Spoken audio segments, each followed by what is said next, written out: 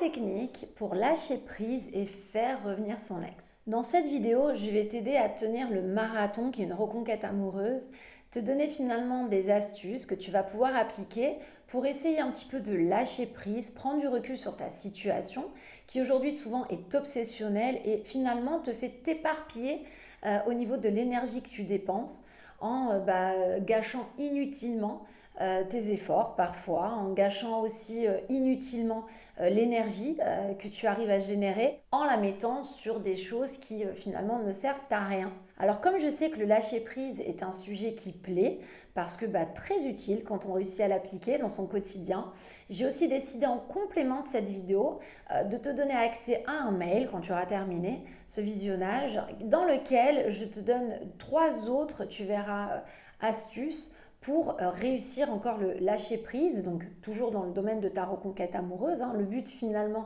étant de réussir ta reconquête amoureuse, donc comme quoi l'un peut aller avec l'autre, ce que je vais expliquer dans cette vidéo.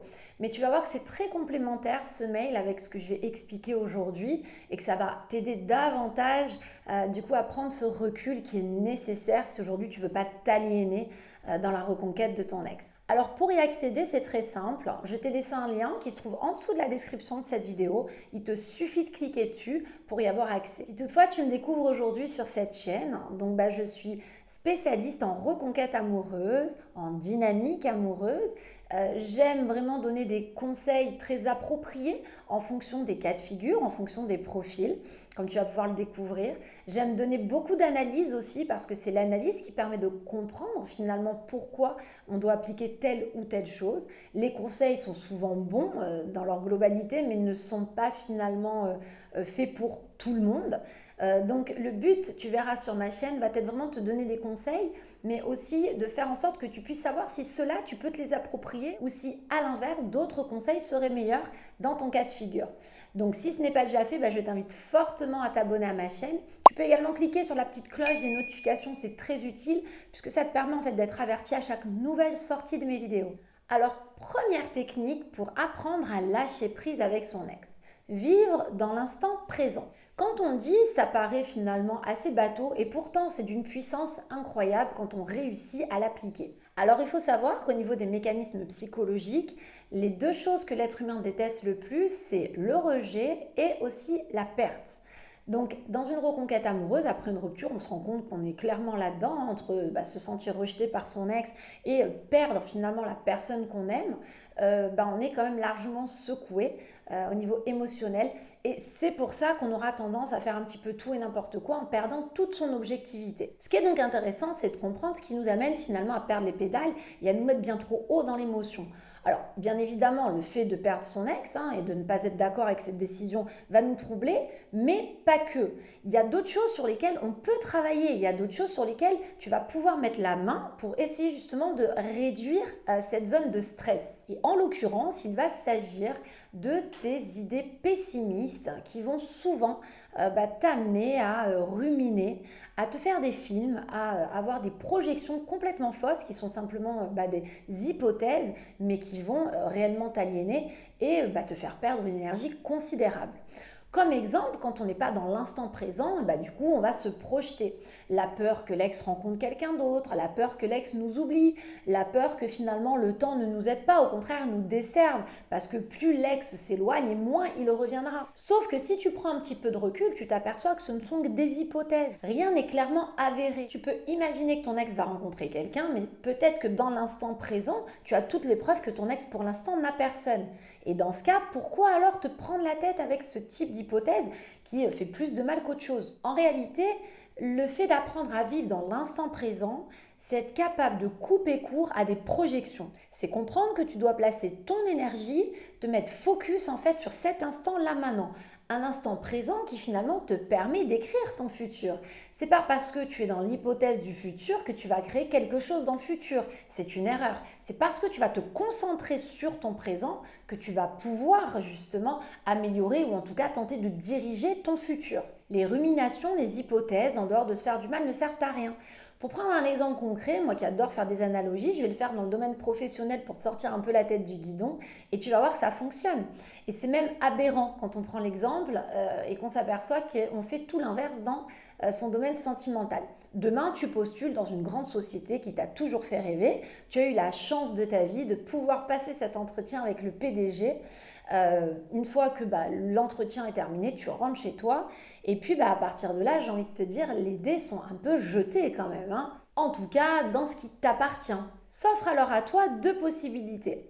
La première, de te ramener à l'instant présent en te disant qu'à partir de maintenant, de toute façon, tu as fait ce que tu avais à faire, tu as joué le rôle que tu devais jouer dans cet entretien en te vendant, mais que maintenant, ce qui va se passer au fil des jours là qui arrivent, ça ne t'appartient plus. À partir de là, tu vas faire le choix de prendre du recul et donc de lâcher prise sur le résultat de cet entretien, puisque pour le moment, tu ne peux pas savoir ce qui en découle. Tu vas donc décider le soir tout de suite de sortir avec tes amis plutôt que de t'angoisser, d'essayer de t'occuper au fil des journées pour tenter justement de te défocaliser de ce résultat et donc de ne pas te faire mal à l'estomac en restant optimiste d'une certaine façon et en te disant que tant que de toute façon tu n'as pas le résultat final, pas d'intérêt d'avoir peur de t'angoisser. Deuxième possibilité qui s'offre à toi, eh bien de commencer à te refaire tout ce qui s'est passé dans ta tête en long, en large, en travers avec de fausses projections, de simples hypothèses, en te disant que de toute façon, à tout moment, tu as vu des gens dans le couloir, donc il n'y a pas de raison qu'on te prenne toi plus que les autres,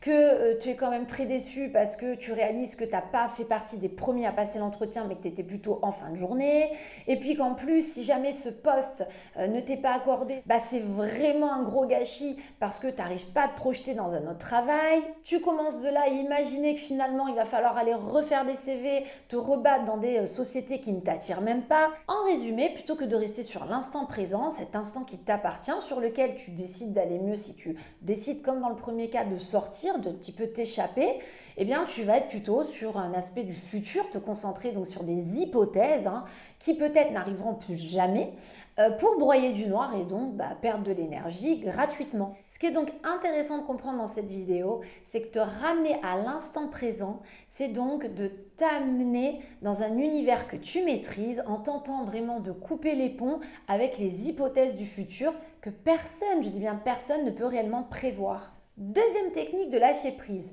Dédramatiser la situation. Alors oui, je sais combien ça peut paraître compliqué quand on vit une rupture, surtout avec une personne qu'on estime être la femme ou l'homme de sa vie, sauf qu'à un moment donné, toute situation peut être dédramatisée, c'est une réalité. Comme tu vas être en grande souffrance aujourd'hui, je le sais, je le vois dans mes coachings personnalisés, tu auras tendance à être axé que sur ton nombril. C'est parfaitement humain, certes, mais tu peux aussi faire le choix d'essayer de moins souffrir. Il faut comprendre ce qui se passe dans la tête d'un être humain qui souvent dramatise la situation, tourne en boucle, se sent pas bien et s'apitoie sur son sort. C'est comme si donner en fait de l'intérêt à sa situation. C'est comme si que d'accepter d'aller un peu mieux en essayant juste de se défaire de ses émotions négatives, de tenter de sortir, de tenter finalement de mettre des choses en place pour aller un peu mieux, c'était ne pas accepter la douleur de ce qu'il traverse, comme lâcher finalement son objectif de vue.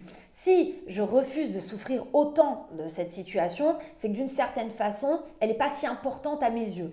Alors que c'est complètement faux. Tu peux vouloir envers et contre tout te battre pour faire revenir ton ex, mais accepter qu'aujourd'hui, il faut aussi dédramatiser dans le sens où tu es encore vivant, tu n'es pas condamné. On n'a pas appris aujourd'hui que tu étais à la fin de ta vie dans 3 jours. Tu as peut-être encore des enfants autour de toi à t'occuper, des amis avec qui passer du bon temps, un travail qui peut-être aussi t'intéresse.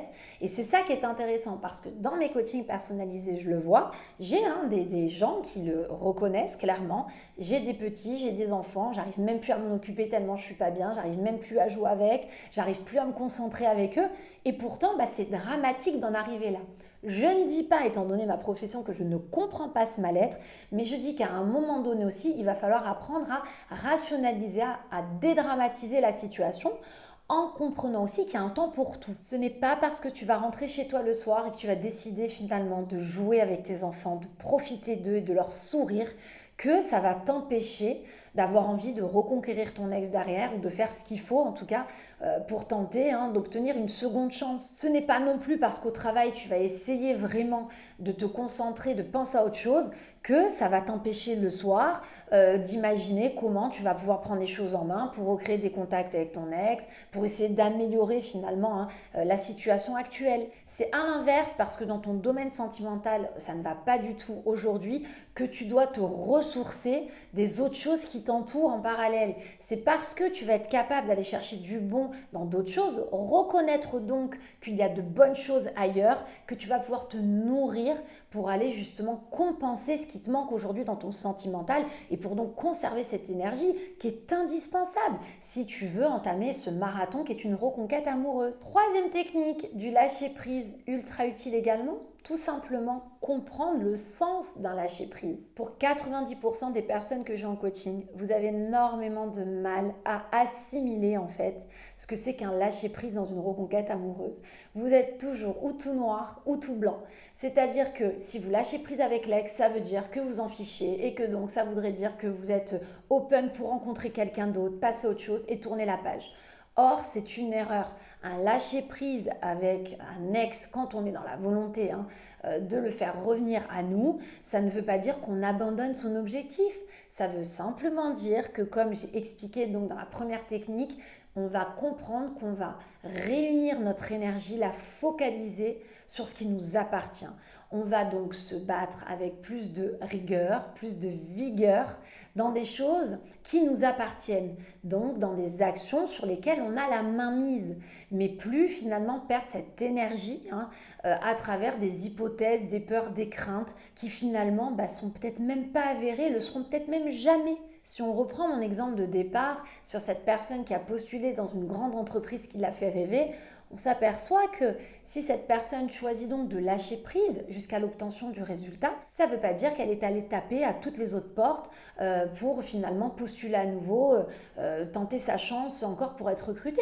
Elle peut tout à fait vraiment miser sur cet entretien tant elle veut ce poste, prendre du recul en attendant, en se reposant, se ressourçant en parallèle, le temps d'obtenir un oui ou un non. La seule différence avec la personne qui va s'aliéner avec les résultats de cet entretien, c'est que cette première personne qui lâche prise va finalement mieux vivre son marathon au niveau de l'attente de son résultat, de sa candidature, tandis que celui qui aura pourtant le même résultat à un moment donné aura décidé de se faire des nœuds au cerveau, des crampes à l'estomac pendant tout ce laps de temps. Lâcher prise dans une reconquête amoureuse, ce n'est pas décider de rencontrer quelqu'un d'autre, de laisser partir son ex sans rien faire en attendant au petit bonheur la chance, ce qu'elle viendra demain. C'est tout simplement savoir canaliser son énergie dans les actions qui sont vraiment importantes et ne pas alimenter les angoisses qui finalement ne font rien en dehors de nous mettre encore plus à terre. Alors je te rappelle que comme ce sujet, je le sais, très intéressant et vous tient souvent à cœur, je t'ai donné la possibilité pour compléter cette vidéo d'avoir accès à un mail dans lequel je te donne d'autres, tu vas voir, techniques de lâcher prise pour t'aider donc dans ta reconquête amoureuse. Il suffit de cliquer sur le lien que j'ai mis en dessous dans la description de cette vidéo. Je te rappelle également que si le contenu de cette vidéo t'a intéressé, tu peux mettre un petit like d'encouragement et surtout t'abonner à la chaîne si ce n'est pas déjà fait en cliquant sur la petite cloche des notifications pour être alerté à chaque nouvelle sortie de mes vidéos. En attendant, je te souhaite bonne chance, concentre-toi sur les bonnes choses à faire, garde ton énergie, préserve-toi et je te dis à très bientôt pour toute la suite de mes vidéos.